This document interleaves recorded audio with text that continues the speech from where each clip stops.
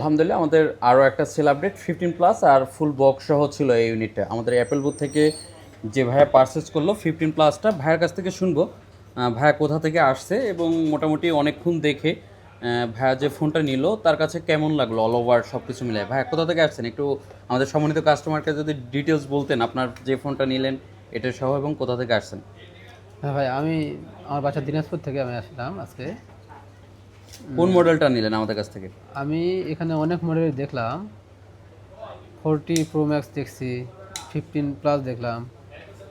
আপাতত 15 প্লাসটা নিচ্ছি আর কি, মানে সব কিছু নিলাম এখন। বেশ আমার কাছে ফোনটা বেশ ভালো লাগলো।